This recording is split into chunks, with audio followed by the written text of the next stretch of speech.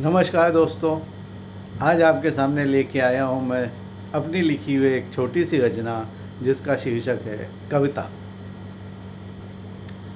है कागज़ों पर अल्फाजों का शोर कविता, है कागज़ों पर अल्फाजों का शोर कविता, उठते ख्यालों का तूफ़ान है कविता।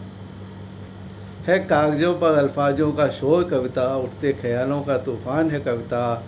कलम की रगों में बहता लहू है कविता, दिलों के जज्बात है कविता, दिलों के जज्बात है कविता। माँ के आंसू है कविता, पिता की उम्मीद है कविता, बच्चे की लोरी है कविता, प्रेमी की आशा है कविता। माँ के आंसू है कविता, पिता की उम्मीद है कविता, बच्चे की लोरी है कविता, प्रेमी की आशा है कविता। कविता कविता और कविता। प्रेमिका का इंतजार है कविता, मौसम की बहार है कविता, चांदनी रात है कविता, सुबह का सूरज है कविता।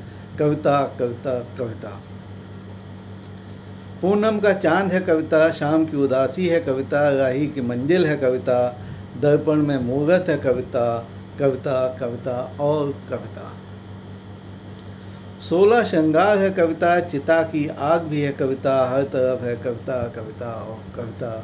है कागज़ों पर अल्फाजों का शोर कविता, उठते ख्यालों का तूफ़ान है कविता। कलम की रगों में बहता लहू है कविता, दिलों के जज्बात है कविता। धन्यवाद।